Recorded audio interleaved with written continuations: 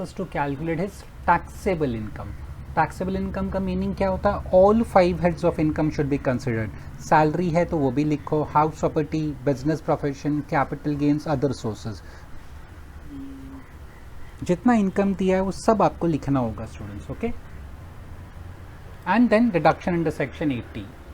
Now 4 properties 1 2 3 4. Usage देखो क्या लिखा है. पहला वाला as a house it is use. Second वाला भी it is as a residential house मतलब रेसिडेंशियल पर्पस. गो डाउन मतलब कमर्शियल पर्पस. फोर्थ वाला भी it's also as a residential house it is used. Okay, nature of occupancy. First house is let out, they have clearly said let out. Second भी let out, third भी let out, fourth is self occupied. खुद का घर है और खुद वो रहता है. He is owner of 4 houses. पहला उन्होंने क्या कहा है? यूसेज, कि वो प्रॉपर्टी यूज कैसे होती है.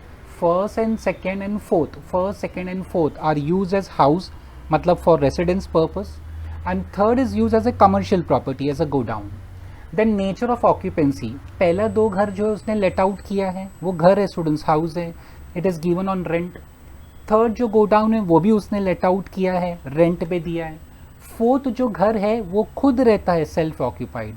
सो 1 property is only self occupied. चारों सेल्फ ऑक्यूपाइड नहीं है. Clearly number 1 2 and 3 are let out. When we say let out मतलब गिवन ऑन रेंट. यहाँ पे क्लियरली एसओपी मतलब सेल्फ ऑक्यूपाइड, खुद रहता है वो. So 1 house is self occupied. As per income tax 2 houses can be considered as, maximum 2 houses can be considered as self occupied. तो यहाँ पे सिर्फ एक ही हाउस है सेल्फ ऑक्यूपाइड. चलो ठीक है.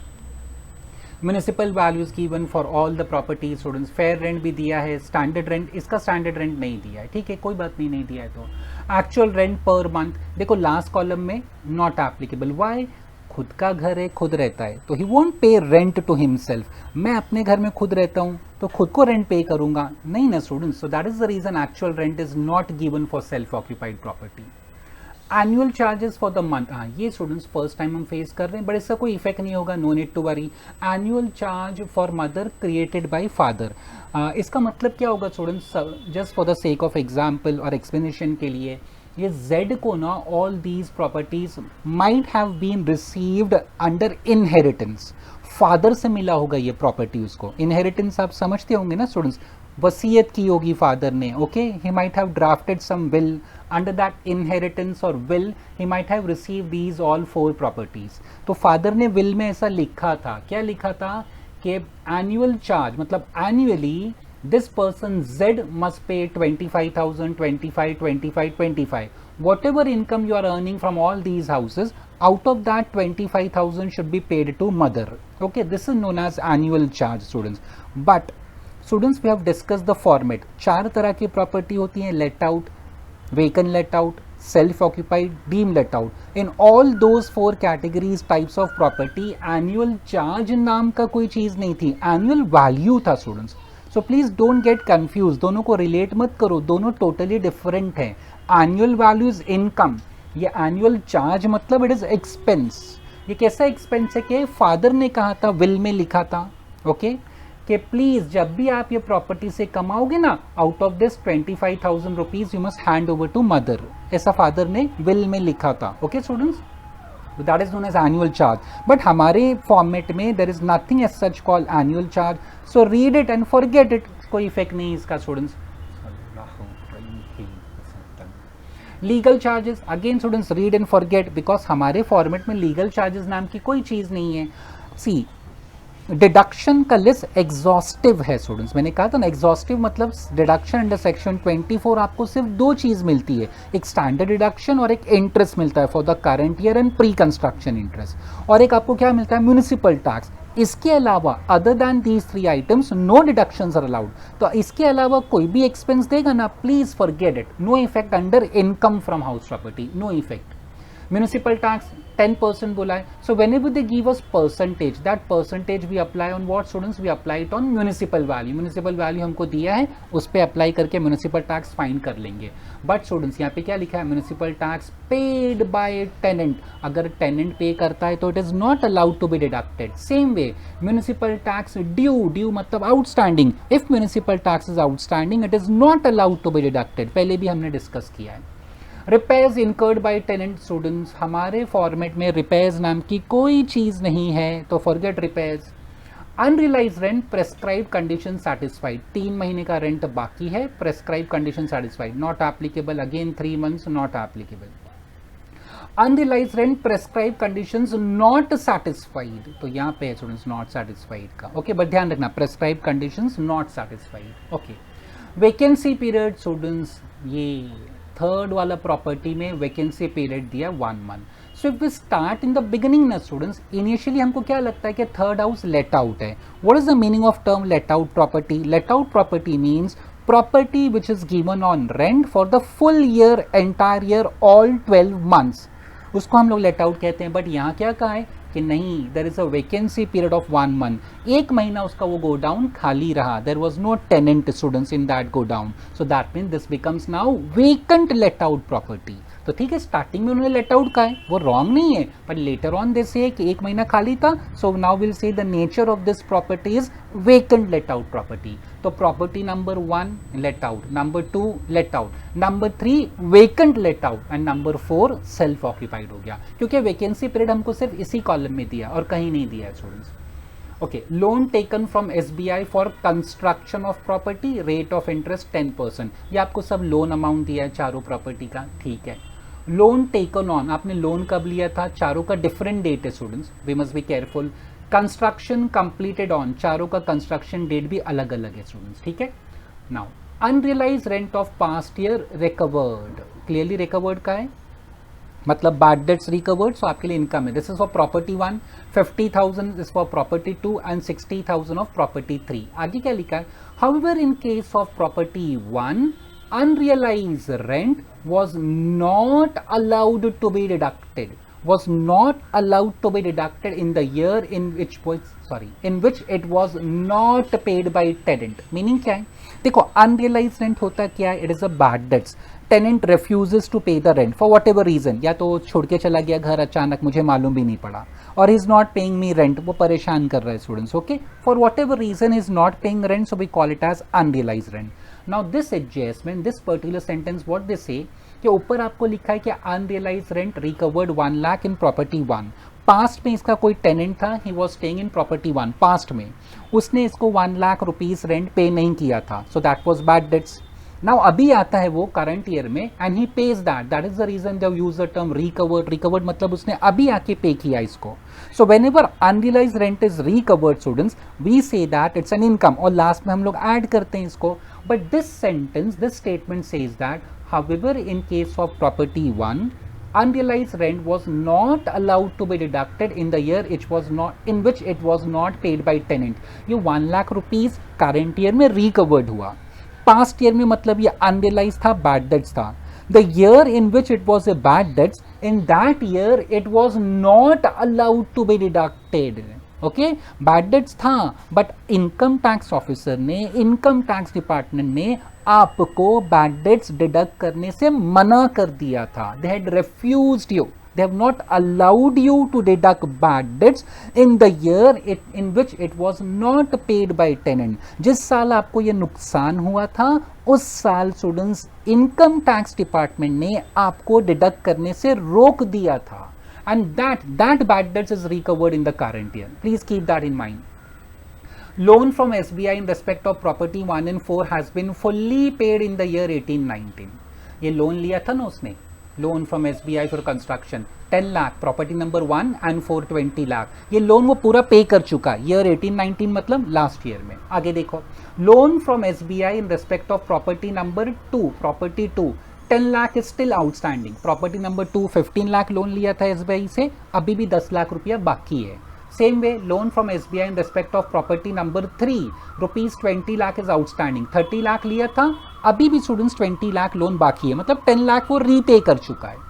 Then repayment of loan in current year, principal amount, property 2 1,50,000, property 3 2 lakh, contribution to PPF 1,60,000, notified debentures of infrastructure company 50,000। ये दो, एक्चुअली ये वाला भी repayment of loan in current year, principal amount contribution to PPF, notified debentures, these three items are covered under section 80C में आता है students ये repayment of housing loan principal amount not the interest, क्योंकि interest तो हम section 24 में income from house property में minus करते हैं जो चैप्टर में हम लोग डिस्कस कर रहे हैं.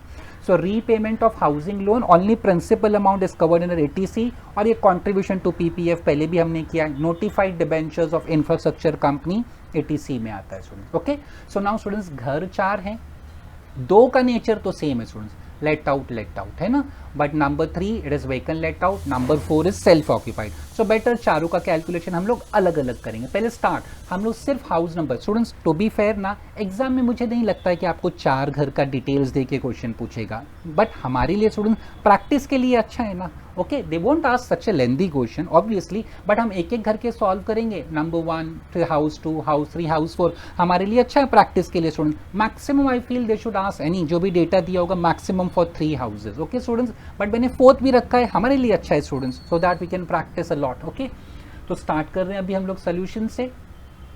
अगेन स्टूडेंट्स आपको जैसे याद होगा नाम वगैरह लिखना कंपलसरी होता है. जो भी नाम है, मिस्टर जेड लिखा था ना, मिस्टर जेड ही लिखा था स्टूडेंट्स, या it was mister Z, previous year, assessment year, then we write legal status, residential status, computation of taxable income उन्होंने पूछा है students. Okay, then we draw the amount columns.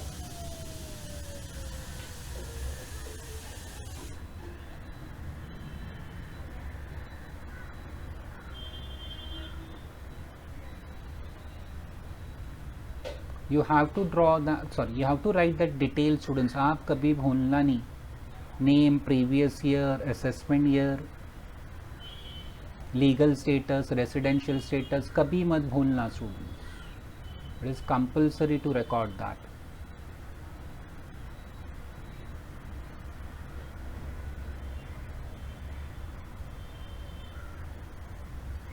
Okay, now we start. पहला house number 1 से start करते हैं students.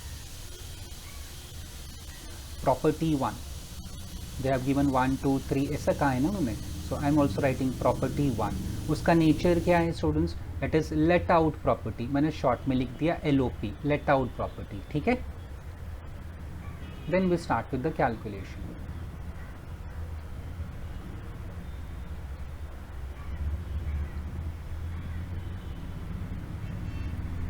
पहला हमेशा gross annual value students.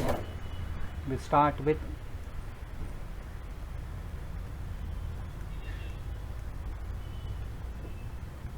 gross annual value. Under that we write municipal value.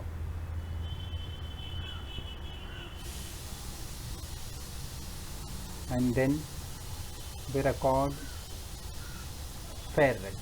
Okay, देखते हैं municipal value. First will concentrate only on house 1, then house 2, house 3, house 4. आराम आराम से सॉल्व करेंगे. Municipal value 5 lakh, fair rent 4 lakh, 5 and 4.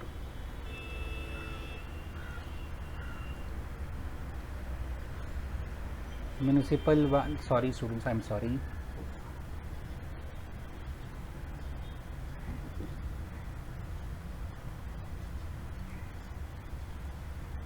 $5 lakh, fair rent 4 lakh.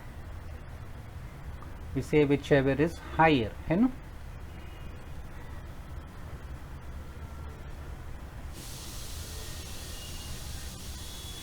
Whichever is higher. So we get 5 lakh. Then we record what student?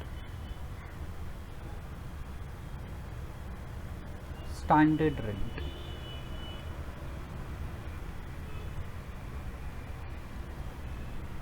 Standard rent given is 8 lakh.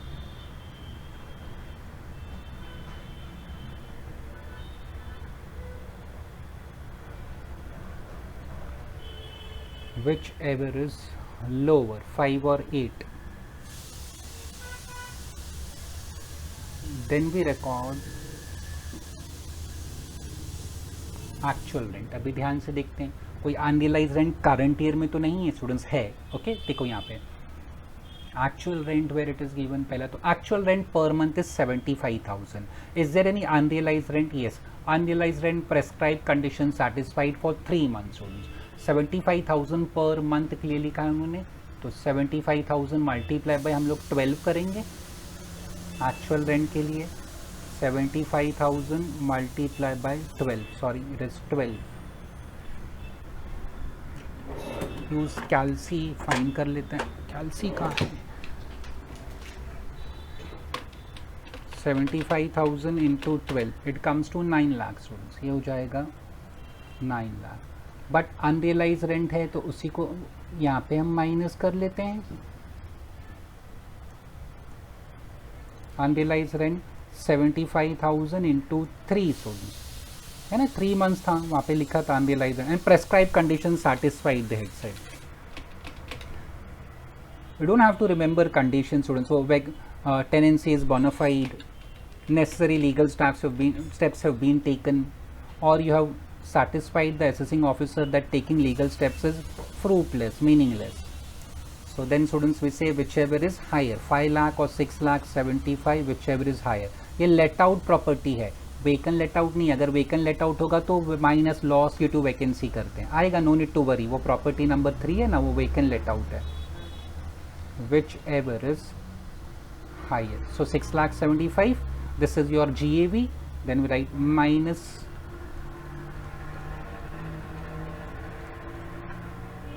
municipal tax. Students देखते हैं municipal tax कितना है. So this adjustment is done. Prescribed condition satisfied. Municipal tax 10%. 10% किसका? Obviously municipal value का. So 10% of 5 lakh will be 50,000 students. ठीक है. But municipal tax paid by 10 and 25 and municipal tax due 25. 25 मतलब 50%. तो 50% आपका disallowed हो जाएगा. ध्यान रखना students. Okay. So municipal tax it is 10%. 10% of what? Municipal value. Municipal tax हमेशा म्यूनिसिपल वैल्यू पे ही डिपेंडेंट होता है. तो it is 5 lakh into 10%. So it is 50,000. But students certain amount is paid bye home, paid by tenant. उन्होंने कहा है 25%. So it will be 12,500. And some amount is outstanding, due. वो भी 25%. So students actually we can deduct only 25,000. ठीक है. तो municipal tax 25,000 deduct होगा. So this NAV will be 6,50,000. This is our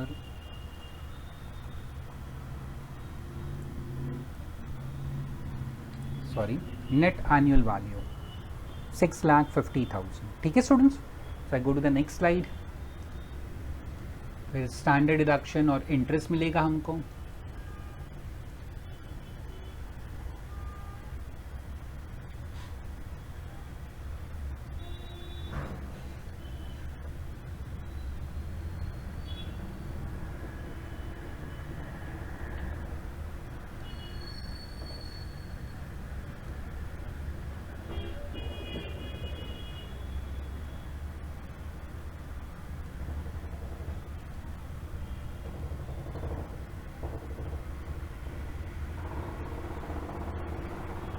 Then we'll record less standard deduction,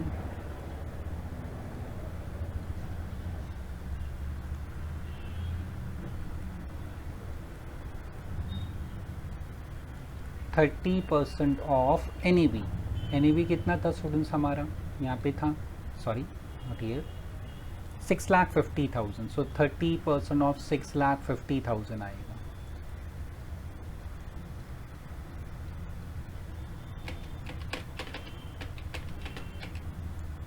comes to 1,95,000.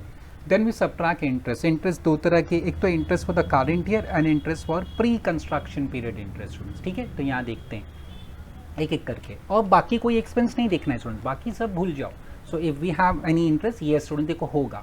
Loan taken from SBI for construction. अगर construction के लिए loan लिया है तो डेफिनेटली प्री कंस्ट्रक्शन इंटरेस्ट होगा. Loan taken on 1 April 12 और construction complete कब हुआ? 28 Feb 2015 को स्टूडेंट्स. 28 Feb 2015. तो प्री कंस्ट्रक्शन इंटरेस्ट हम लोग कैसे फाइंड करते हैं students? Start from the date when loan is taken, है ना. Loan taken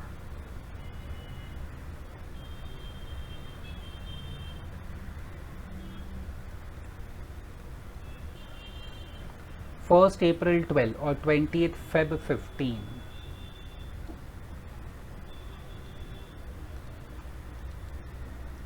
First April 2012. Construction completed.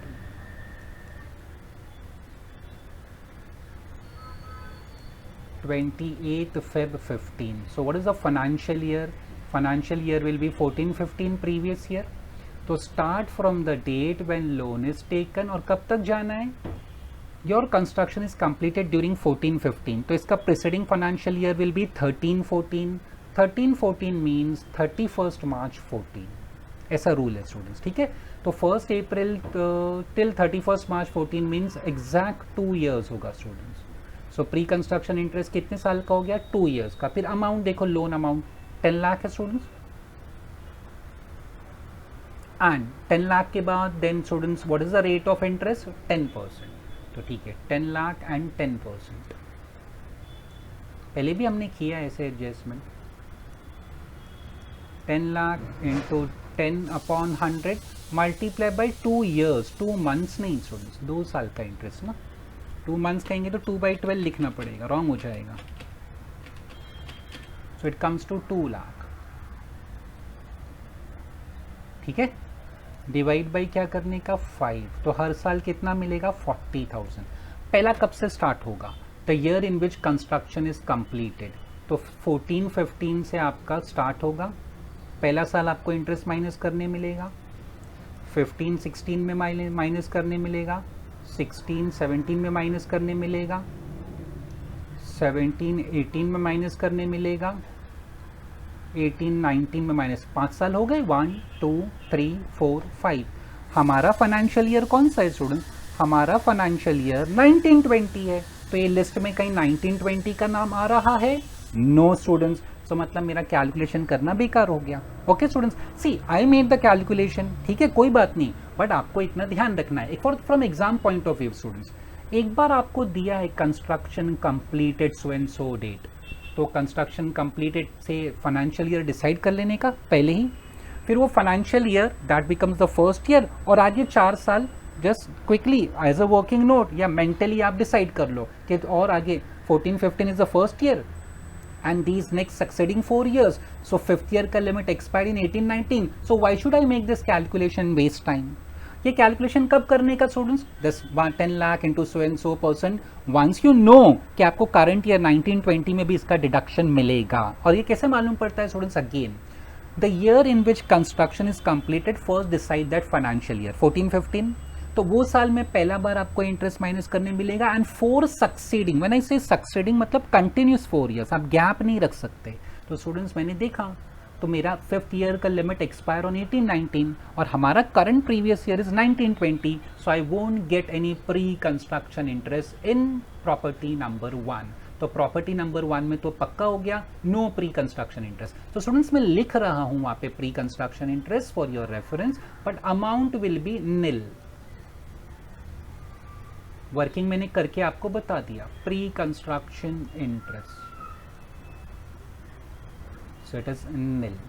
I made the calculation. Amount तो आ रहा है 40,000. Amount is not nil actually. Amount देखो निल नहीं है, वो 40,000 आता है. But you can claim such deduction only for 5 years ना. पहला साल 14-15 से लास्ट 18-19 आपके 5 साल खत्म हो गए. तो 1920 में you can't claim any deduction. So although there is an amount but you can't claim deduction because आपका 5 year का लिमिट हैज एक्सपायर्ड ड्यूरिंग 18-19. जाने दो, एक्सपायर हो गया, खत्म. तो प्री कंस्ट्रक्शन ही. अब क्या करंट ईयर इंटरेस्ट है क्या स्टूडेंट्स?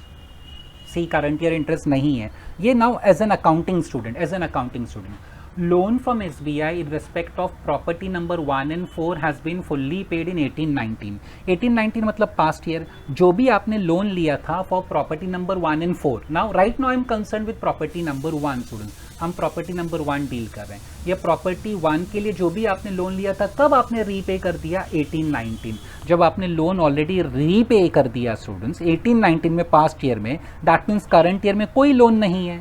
जब करंट ईयर में कोई लोन नहीं है तो क्या उसका इंटरेस्ट होगा? Obviously no, interest is paid on loan. If loan amount is zero, you have already repaid back in 18-19 past year, entire loan amount fully लिखा है, fully paid. So if loan amount is zero, there can't be interest. Simple accounting students, ये accounting के हिसाब से. तो again students मैं लिख रहा हूँ but amount zero है. If someone asks me interest for the current year, तो मैं कहूँगा zero.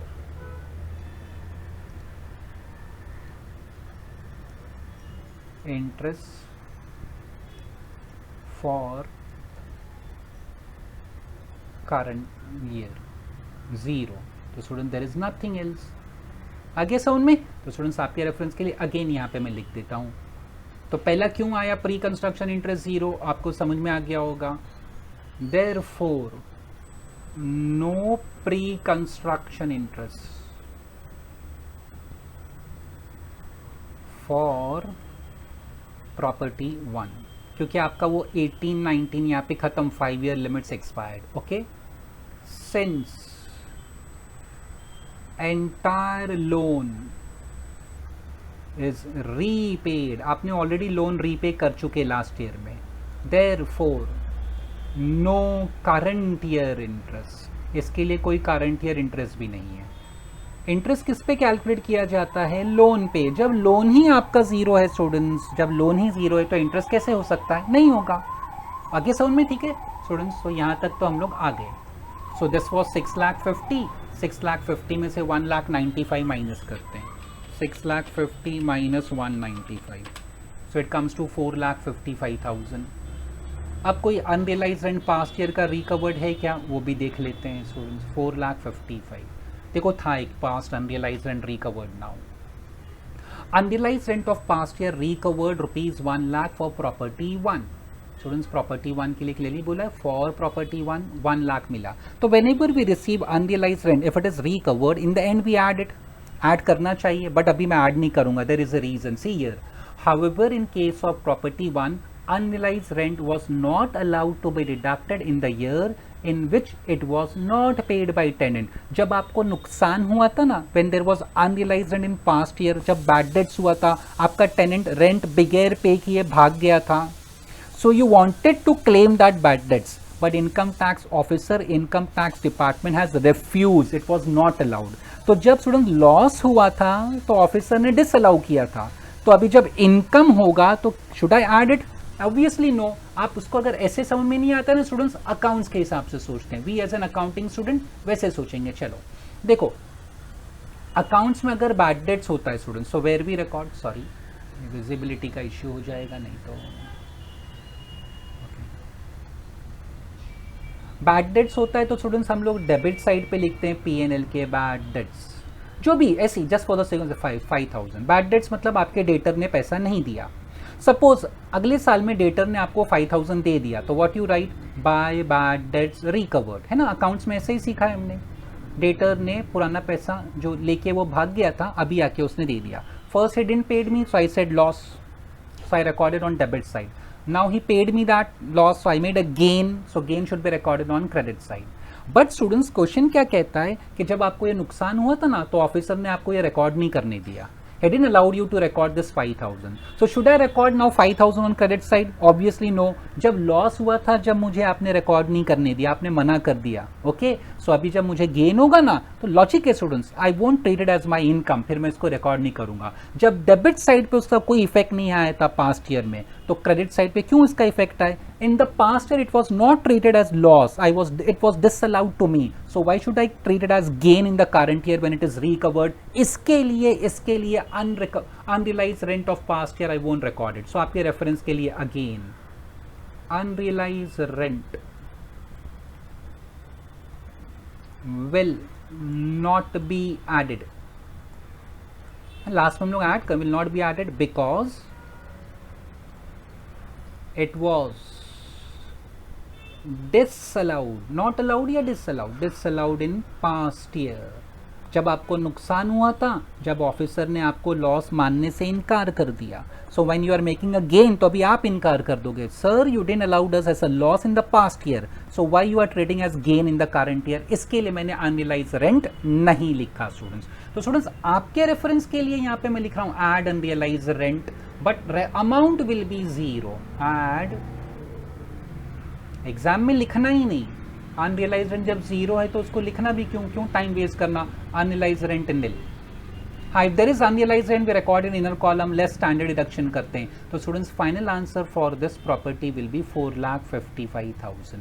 तो ये पूरा वर्किंग किसका है स्टूडेंट्स? प्रॉपर्टी नंबर 1 का था. ये कौन सी प्रॉपर्टी का था? Property number 1.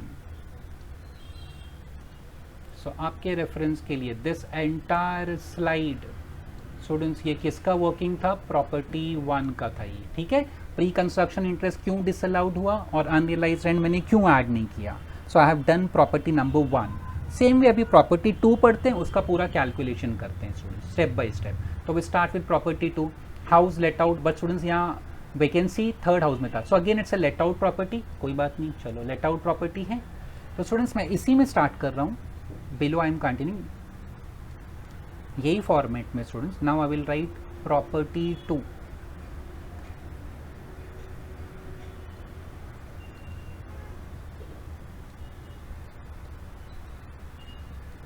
प्रॉपर्टी 2, इसका भी nature, sorry it is L, late out property. इसका भी नेचर लेट आउट प्रॉपर्टी ही है स्टूडेंट्स, ध्यान रखना.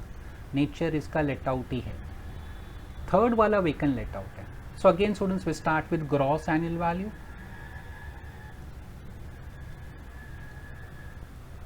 हम लोग हमेशा स्टार्ट करते हैं gross annual, sorry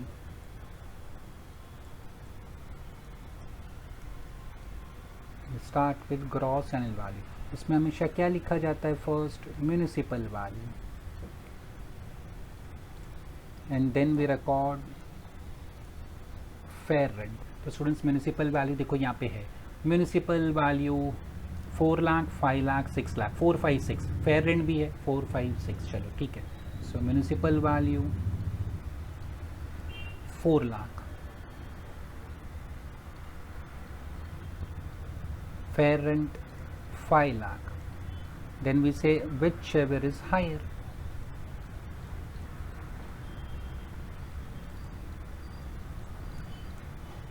So which is higher? Obviously 5 lakh.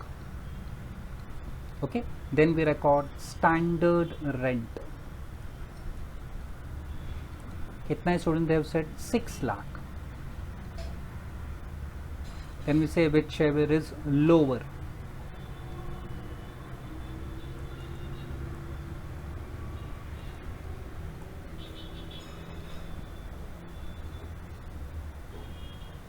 Okay, then what we record students? Actual rent. ध्यान से पढ़ना. एक्चुअल रेंट क्या कहा है उन्होंने? ओके, एक्चुअल रेंट यहाँ पे देखते हैं student. Actual rent per month 85,000. ये भी अनरियलाइज रेंट था, कुछ था स्टूडेंट. देखो यहाँ देखो, unrealise rent prescribe condition satisfied. Next line में unrealise rent prescribe conditions not satisfied. They have clearly said not satisfied. So I can't deduct 3 months का rent.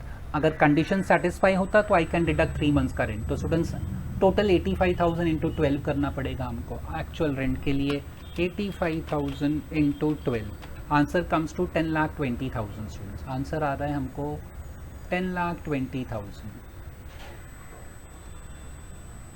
What I did? 85,000 multiply by 12. अगर prescribe condition satisfy है तो we write in inner column, then we write minus unrealise rent. But वहाँ पे clearly mention किया prescribe conditions not satisfied. 10,20,000. Whichever is higher. So this is your gross annual value.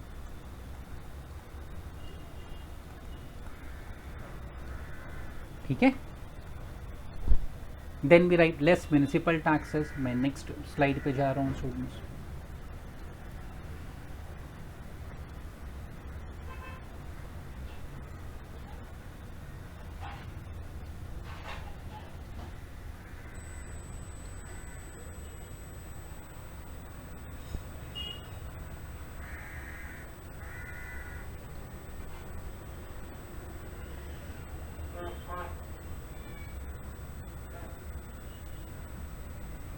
Okay, less municipal taxes करेंगे.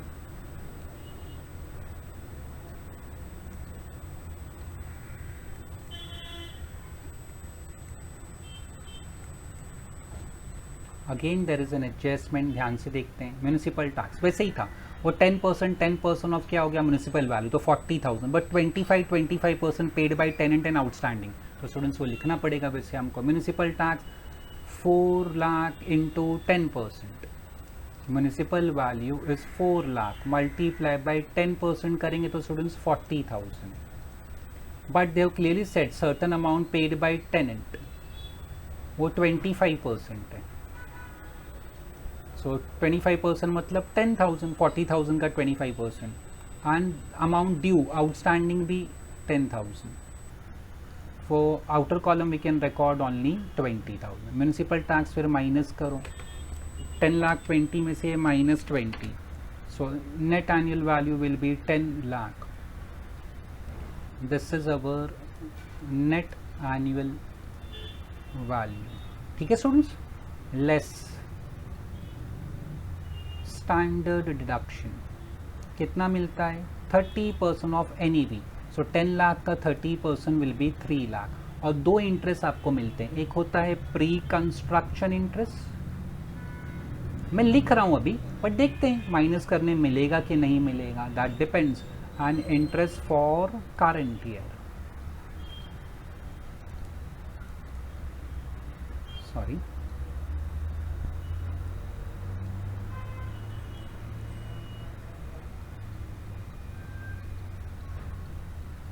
Okay, pre construction interest and interest for current year. ठीक है students, आ जाते हैं अभी starting से देखते हैं. सॉरी,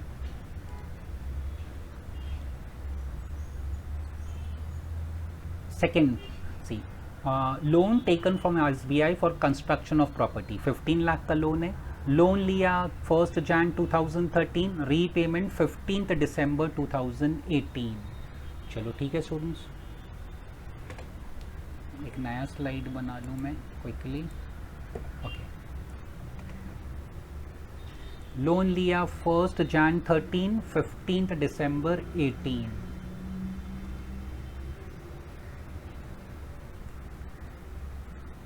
फर्स्ट Jan 13 और construction completed 15th December 18. So which is the financial year. यहाँ स्टूडेंट से मिस्टेक हो सकती है. Financial year is 18-19. December 18 कौन से फाइनेंशियल ईयर में आता है, मार्च में खत्म होगा ना year. Previous year will be 18-19. So date of construction lies in the year 18-19. तो स्टार्ट कब से करेंगे, जब आपने लोन लिया था 1 Jan 13. और कब तक जाना है हमको, इसका प्रीसीडिंग ईयर 18-19 का प्रीसीडिंग ईयर इज 17-18. 17-18 मतलब 31 March 18 तक. So students, for these many number of months you have to get the interest. 1 Jan 13 से 31 March 18, तो कितने साल हो जाएंगे स्टूडेंट्स. ये देखो, full month of Jan 13, Feb 13, March 13, ये 3 months हो गया. ये 3 months हो गया स्टूडेंट्स. ओके, कब तक, फर्स्ट आपके लिए मैं नंबर ऑफ मंथ्स काउंट कर रहा हूँ. 1 Jan से 13 से टिल 31 March 13, ये 3 months हो जाएगा स्टूडेंट्स, है ना. ओके, फिर 1 April 13 से टिल कब तक जाना है हमको, 31 March 18 हमारा लास्ट डेट है. तो ये कितने साल हो जाएंगे, 13-14, 14-15, 15-16, 16-17, 17-18. 17-18 मतलब स्टूडेंट्स टोटल हो गए 5 years. तो आपको 5 years and 3 months का इंटरेस्ट फाइंड करना है. 5 years and 3 months. ओके, अच्छा, डिडक्शन स्टार्ट कब से होगा, इंटरेस्ट आपको कब से मिलेगा, जो साल में आपने कंस्ट्रक्शन खत्म किया. सो 18-19 में आपको मिलेगा, 19-20 में मिलेगा, 5 साल मिलता है ना. 20-21 में मिलेगा, 21-22 में मिलेगा एंड 22-23 में मिलेगा. तो स्टूडेंट देखो 19-20 हमारा साल है ना, तो ये लिस्ट में हमारे साल का नंबर आ रहा है students. So yes, we can claim pre construction interest in this case. Loan amount कितना था स्टूडेंट्स, यहाँ पे दिया था 15 lakh and rate of interest is 10%. So students 15 lakh multiply by 10% into, पहले मैं 5 ईयर्स का फाइन कर लेता हूँ, फिर 3 मंथ्स का फाइन कर लेंगे स्टूडेंट्स। सिंपल वे ऐसा हो जाएगा 15 lakh into 10% into 5, it comes to 7,50,000। ये 5 साल का इंटरेस्ट हुआ, but I need 5 years in 3 months, तो 3 मंथ्स का अलग से फाइन कर लेते हैं। 15 लाख इंटू 10% इंटू 3/12 है ना, 3 मंथ्स का फाइन कर रहे हैं, तो 15 lakh into 10% into 3/12, it comes to 37,500। तो 5 साल 3 महीने का इंटरेस्ट हो जाएगा 7,87,500, है ना स्टूडेंट्स। बट 5 इंस्टॉलमेंट में मिलता है, तो उसको डिवाइड बाई 5 करो, तो आपको हर साल कितना मिलेगा, you will get 1,57,500। This is your pre construction interest, ठीक है।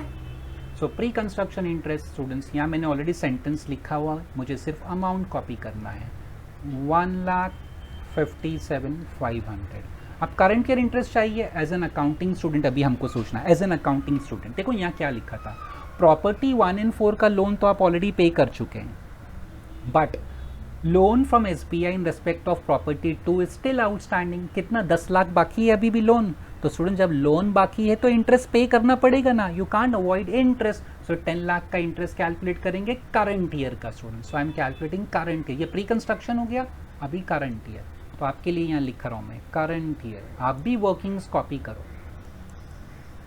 करंट ईयर इंटरेस्ट 10 लाख आपका लोन बाकी है। So as an accounting student सोचो स्टूडेंट्स, लोन बाकी है तो ऑब्वियसली जब तक लोन बाकी रहेगा तब तक इंटरेस्ट पे करना पड़ेगा। एंड 1 ईयर, करंट ईयर मतलब 1 ईयर होता है, sorry. So 10 lakh into 10% is 1 lakh. So current year interest is 1 lakh. Because see property 1 के लिए कहा था कि लोन इज फुल्ली रीपेड, तो जब आपने फुल्ली लोन रीपेड कर दिया in the last year, so in current year loan amount is 0, तो करंट ईयर का इंटरेस्ट भी 0 था। बट दिस नहीं, प्रॉपर्टी नंबर 2 का लोन अभी भी बाकी है। सो लोन बाकी है तो क्या बैंक इंटरेस्ट माफ कर देगी क्या? Obviously not students. So 10 lakh का 10% इज 1 लाख। इसको डिवाइड बाई 5 मत करना, this is not pre construction, this is current year interest. So here will record current year interest 1 lakh, ठीक है। So 10 lakh minus 3 lakh minus 1,57,500 and minus 1 lakh.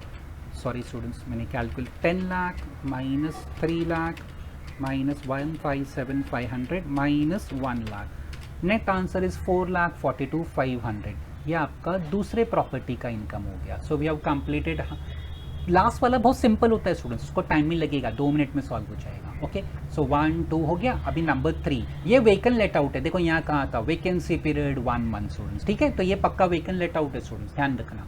So again will continue in the same, यही format में आगे continue करते हैं। बस खाली अभी प्रॉपर्टी का नाम चेंज करके प्रॉपर्टी 3 लिख के स्टार्ट कर देना है हमको, नया फॉर्मेट नहीं बनाना है। So I will write property number 3, उसका नेचर हमें पता है, VLOP, vacant let out property, ठीक है। And will start making the calculations.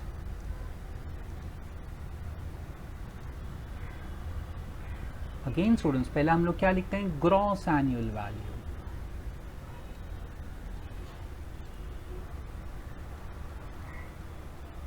सबसे आसान सेल्फ ऑक्यूपाइड प्रॉपर्टी होता है students, gross annual value. First comes municipal value,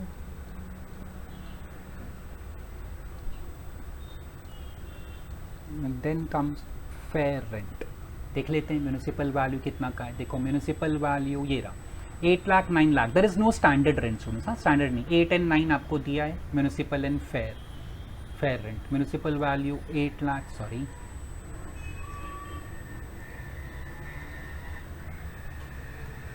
8 lakh and 9 lakh.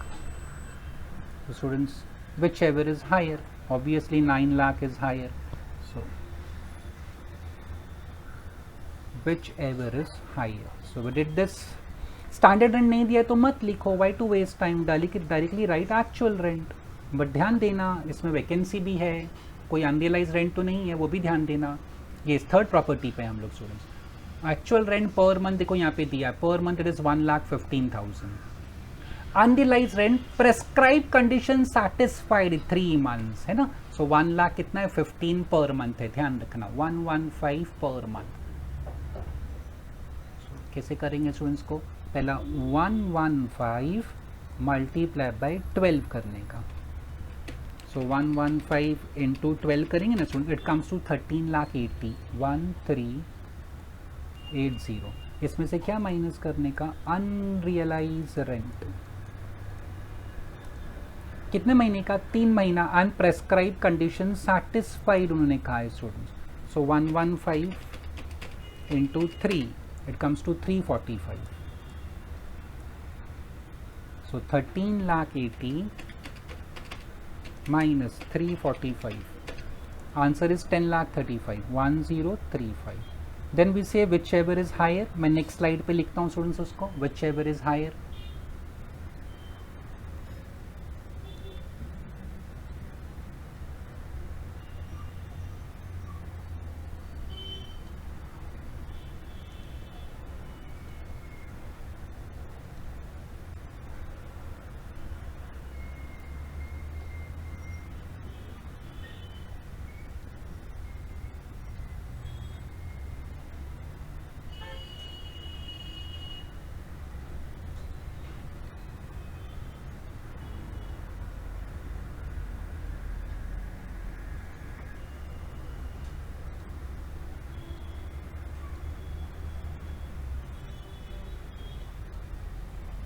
So which is higher, 9 lakh or 10,35,000? Obviously 10,35,000 is higher.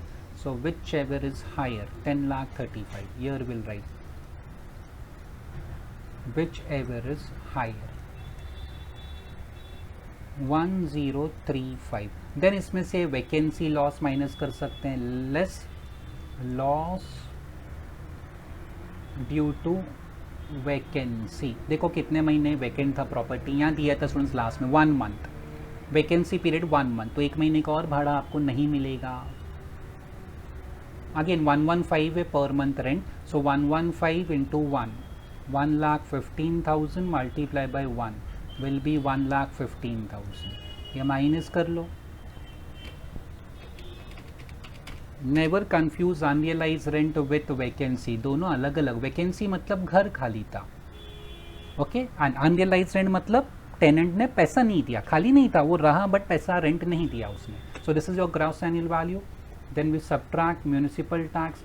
Again students इसमें वैसा ही है, 10% और कुछ टेनेंट ने पे किया, कुछ आउटस्टैंडिंग.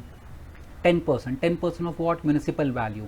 8 लाख का 10% will be 80,000. Then 25% is paid by tenant and 25% is outstanding. So पहला हम लोग लिखेंगे 8 lakh into 10%. So it comes to students, sorry मैंने एक गलती कर दी, आई एम सॉरी. कैलकुलेशन में थोड़ा प्रेजेंटेशन में गड़बड़ हो गया. This I must record to the inner column. ये 9,20,000 I made a mistake. Inner column 920. Then less municipal tax 8 lakh. उन्होंने 10% का ना, तो percentage is always applied on municipal value. 80,000.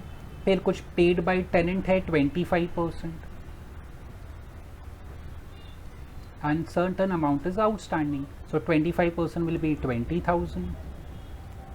20,000. So outer column में how much we can deduct, only 40,000. So 8,80,000 will be the net annual value. This is your net annual value. Then students, less standard deduction under section 24 subsection A. ठीक है, 30% मिलता है, इसका मिलेगा 8,80,000 का. It comes to 2,64,264. And again मैं लिख देता हूँ पहले pre construction interest, and then will decide working में मिलेगा नहीं मिलेगा, how much to be recorded. Pre construction interest and students interest for current year. Okay,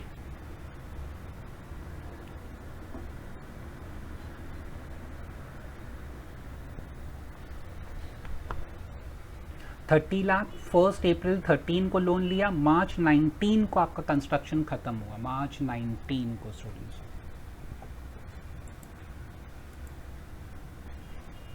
1 April 13 को आपने लोन लिया,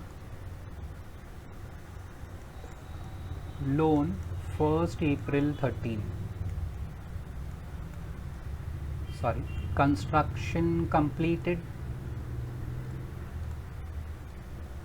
31 मार्च 19। 31 मार्च 19 मतलब प्रीवियस ईयर 18-19, तो start from the date when loan is taken, sorry 1 April 13 till, इसका preceding financial year will be 17-18, 17-18 मतलब 31 मार्च 18, तो अप्रैल 13 से मार्च 18 तक 13-14, 14-15, 15-16, 16-17, 17-18, तो यानी ये 5 साल होते हैं। तो आपको 5 साल का इंटरेस्ट कैलकुलेट करना है। लोन अमाउंट आपको यहाँ दिया है, सुन देखो 30 lakh, okay, 30 lakh multiply by 10%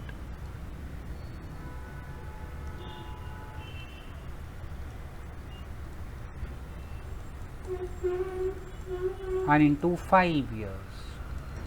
So 30 lakh का 10% is 3 lakh. 3 lakh multiplied by 5 years will be 15 lakh. 15 lakh upon 5, amount will be 3 lakh.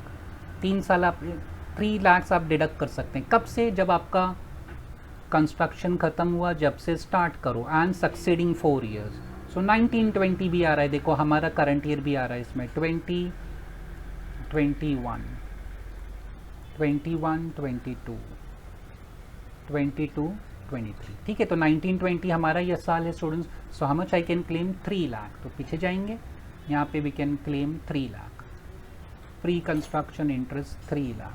Current year interest check कर लेते हैं क्वेश्चन में, देखो व्हाट दे हैव सेड यहाँ पे, loan from SBI in respect of property 2 lakh is still, sorry 20 lakh is still outstanding.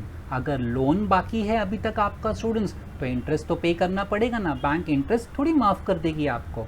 So current year interest, bank से आपने loan लिया है, अभी तक लोन आपका बाकी है, पूरा पे नहीं हुआ है, तो यू हैव टू पे interest 20 lakh into 10%। When I से करंट ईयर का मतलब होता है स्टूडेंट्स ओनली 1 साल ना, सो 2 लाख आता है, तो यहाँ पे हम लिख देंगे 2 लाख। और वेकन लेट आउट और लेट आउट प्रॉपर्टी में इंटरेस्ट का कोई लिमिट नहीं है students, okay. So net answer देखते हैं, 8,80,000 minus 264 minus 3 lakh and 2 lakh, net answer is 116 outer column. So ये 3 प्रॉपर्टी का, हाँ इसमें एक अनरियलाइज रेंट दिया है students, add unrealise rent, so better, I am sorry, तो इसको इनर कॉलम में लिखना अच्छा होगा, 116,000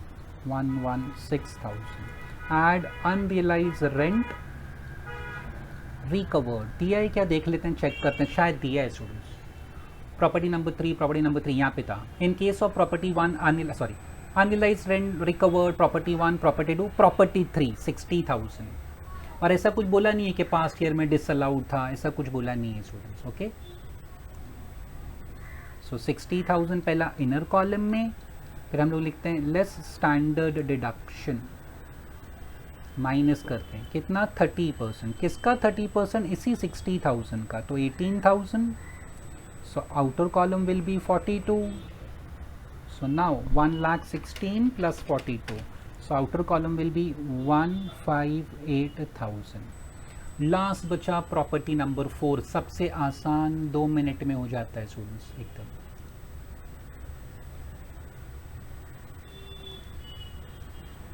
I know it is time consuming, but students practice के लिए अच्छा है इसमें, क्योंकि और कोई डिफरेंट टाइप्स ऑफ क्वेश्चन नहीं है, यही है ऐसे टाइप के होते हैं, तो जितना प्रैक्टिस करेंगे हमारे लिए अच्छा रहेगा। अगर मैं चारों हाउस को अलग अलग करके भी सॉल्व करता, मतलब I would have typed question separately all 4, तो भी उतना ही टाइम लगता सॉल्व करने के लिए मुझे। बट एग्जाम में देखे ना 3 हाउसेज का डेटा देखे, ओके, सो हमको आदत होनी चाहिए ना ऐसा क्वेश्चन भी सॉल्व करने की students. Okay, house number 4 clearly self occupied है, उसका खुद का घर है, खुद रहता है, तो स्टूडेंट सेल्फ ऑक्यूपाइड में पहला important point, first important point क्या है उसके अंदर,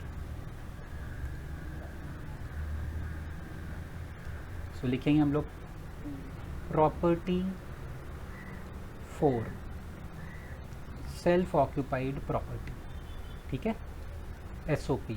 तो अगेन ग्रॉस एनुअल वैल्यू दिया भी होगा तो निल, लेस म्यूनिसिपल टैक्स, अगर दिया भी है तो निल, सो वी गेट NAV, हमेशा निल होगा इसका NAV, नेट एनुअल वैल्यू। सबसे आसान यही होता है स्टूडेंट्स, सॉरी स्टूडेंट्स थोड़ा सा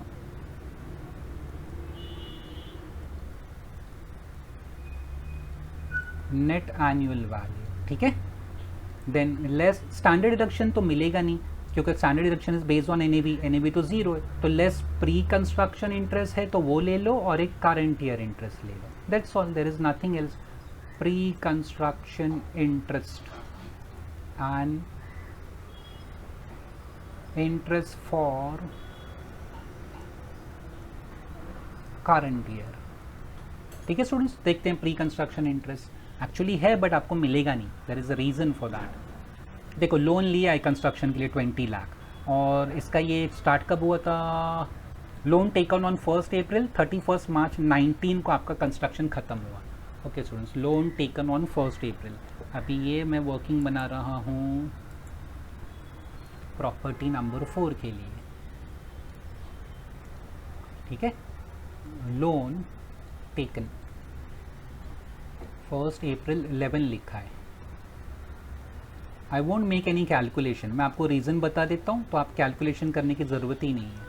कंस्ट्रक्शन कंप्लीटेड 31 मार्च 19 है कि 18 स्टूडेंट, जस्ट लाइक में 1 अप्रैल 11, 31 मार्च 19, ठीक है, 31 मार्च 19 है, 31 मार्च 19, तो फाइनेंशियल ईयर कौन सा होगा, 18-19।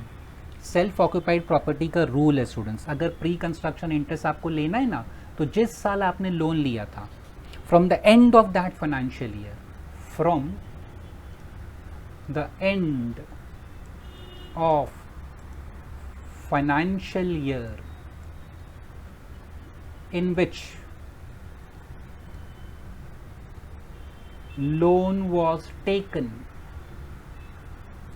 for construction, from the end of financial year in which loan was taken for construction या acquisition, acquisition मतलब purchase, या तो प्रॉपर्टी बनाने के लिए या खरीदने के लिए लोन लिया था, from the end of financial year in which the loan was taken for construction or acquisition, construction should be must be completed, construction or acquisition must be completed within 5 years। 5 साल में आपका ये काम हो जाएगा तो आपको प्री कंस्ट्रक्शन इंटरेस्ट मिलता है। डोंट कंफ्यूज इट विद वो 5 instalment. What I am saying, आपने लोन लिया 1 अप्रैल 2011 ना, 1 अप्रैल 2011 मतलब फाइनेंशियल ईयर क्या हो जाएगा, 11-12। सो 11-12 से स्टार्ट करो और 5 साल में आपका कंस्ट्रक्शन खत्म हो जाना चाहिए। सो 11-12, 12-13, 13-14, 14-15, 15-16, तो आपका कंस्ट्रक्शन अगर 15-16 में खत्म हो जाता है तो then calculate pre construction interest, जैसा हम लोग करते हैं। बट यहाँ कंस्ट्रक्शन कब खत्म हुआ, 18-19 में, 15-16 के बाद, hence pre construction interest disallowed. उसको कैलकुलेट ही मत करो ना, फिर क्यों टाइम वेस्ट करना students. So again I repeat, जिस साल आपने लोन लिया उसका एंड ऑफ फाइनेंशियल ईयर से देखना है आपको, end of the financial year students. So उसका एंड से देखो और 5 साल काउंट करो। सो इसका एंड तो 2012 ही होगा ना, और 5 साल काउंट करके देख लो, तो देखो ये तो 18-19 है, 15-16 में 5 साल पूरा हो जाता है। From the end of the financial year in which loan is taken, आपने अप्रैल को लिया, and of the financial year 2012 को होगा तो 13-14, 14-15, 15-16, 16-17, 16-17 सॉरी 16-17 होगा। But still students, but still खत्म कब हुआ आपका कंस्ट्रक्शन, 18-19 स्टूडेंट्स। तो इसके लिए आपको प्री कंस्ट्रक्शन इंटरेस्ट नहीं मिलेगा, तो जाने दो।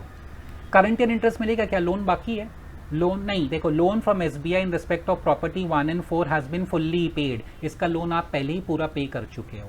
सो वो नोट में लिख देता हूं अभी, since loan is fully repaid in 2018-19, no current year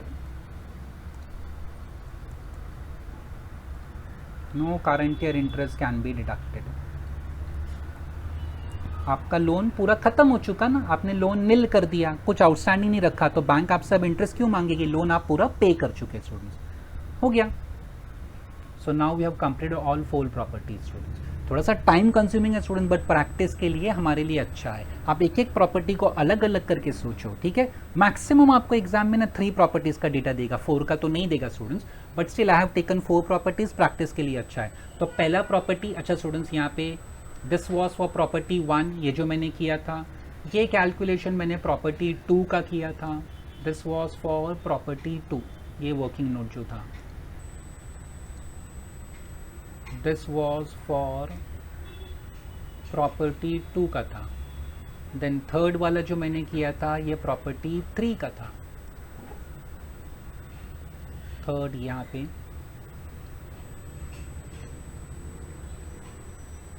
property 3 था ये, एंड ये जो किया था मैंने ये प्रॉपर्टी 4 का किया.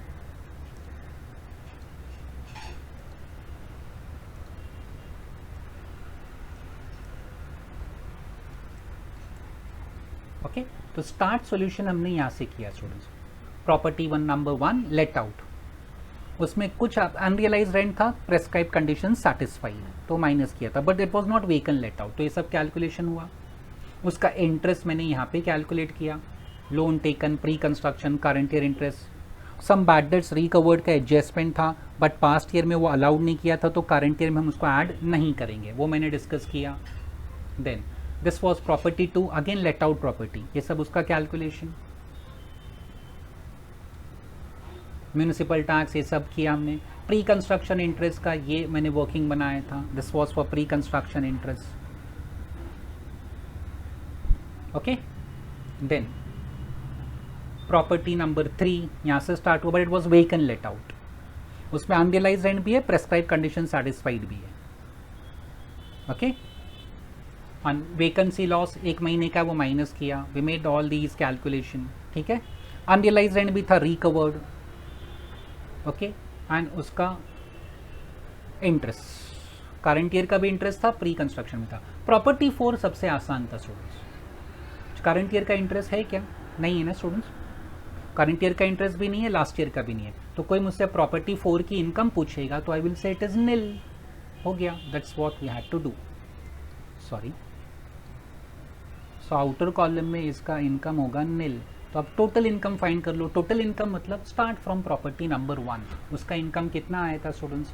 प्रॉपर्टी 1 का 4,55,000 प्लस प्रॉपर्टी 2 का था 442,500 प्लस प्रॉपर्टी 3 का कितना आया 158. प्रॉपर्टी 4 तो निल है students, so total is 10,55,500.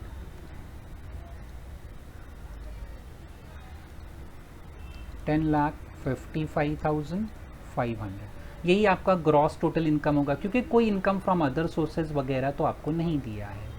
There is no salary, business, nothing. कुछ डिडक्शन वगैरह है क्या? है ना, ये repayment of housing loan, contribution to PPF and notified debentures of infrastructure company. So ये सब 80C में आता है. सो फाइनली वो लिख लेते हैं, लेस डिडक्शन अंडर सेक्शन 80. पहला होता है 80C, उसमें दिया आपको repayment of housing loan. Clearly term क्या है? हाउसिंग. कौन कौन से रीपेमेंट है? Repayment of loan in current year, principal amount. Property 2 का 1,50,000 आपने रीपे किया, प्रॉपर्टी 3 का 2 लाख. बट प्रॉपर्टी 3 क्या है? गोडाउन है, गोडाउन का रीपेमेंट नहीं मिलता, सिर्फ हाउसिंग लोन मैंने वहाँ पे लिखा है स्टूडेंट्स. सो हाउसिंग लोन का मिलेगा repayment, you can deduct that, but not property 3, क्यों? प्रॉपर्टी 3 तो गोडाउन जैसा आप यूज़ कर रहे हैं उसको. सो 1,50,000 उसका मिलेगा repayment of housing loan. So inner column में पहले 1,50,000,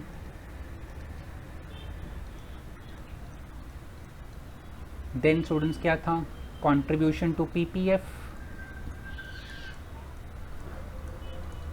and notified debentures of infrastructure company, ये भी 80C में ही आता है। तो ये दोनों कितना था, contribution to PPF 160 and this is 50, 160 and 50,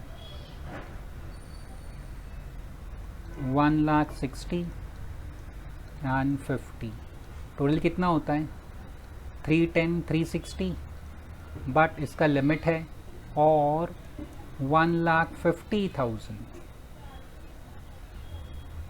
which ever is less. तो कौन सा लेस है, 360 के 150, ऑब्वियसली 150, तो यहाँ पे 150 लिखेंगे outer column. Final answer will be your taxable income, minus करके आप लोग लिख लेना 1055,500 minus 1,50,000, it comes to 9,05,500। This is your taxable income. थोड़ा सा लेंदी है, थोड़ा क्या अच्छा लेंदी है स्टूडेंट्स, बट आप एक एक घर करके सोचो तो अच्छा रहेगा। पहले लेट आउट किया, फिर हमने लेट आउट किया, फिर वेकेंट लेट आउट किया, फिर सेल्फ अक्योर्ड, बट उसमें डिफरेंट एडजस्टमेंट्स है, इंटरेस्ट के, इसके उसके, ठीक है। सो this is done. This was question number 9 था। ये देखने में 4 घर हैं बट ये भी सिंपल है स्टूडेंट्स, हाँ, इसके जैसा इतना लेंदी नहीं जाएगा, नो नीड टू वरी।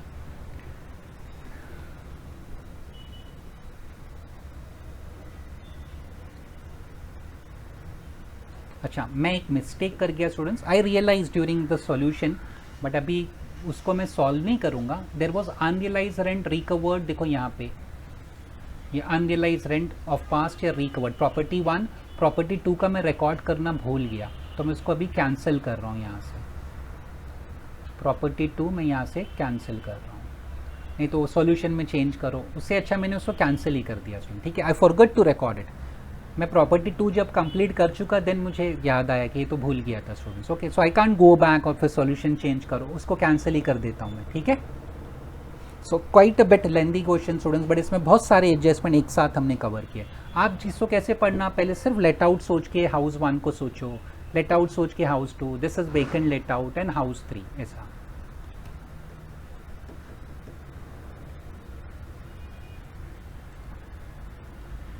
और यहाँ पे मैंने रीपेमेंट ऑफ हाउसिंग लोन किसका अलाउ किया, जो हाउसिंग लोन है जो गो डाउन के लिए यूज किया ना, उसका रीपेमेंट यू कांट डिडक्ट। ये 80C 80D ये अलग ही चैप्टर है स्टूडेंट्स, वहाँ डिटेल्स में पढ़ेंगे। अभी जितना हमको यूज होता है ना उतना आई एम डिस्कसिंग।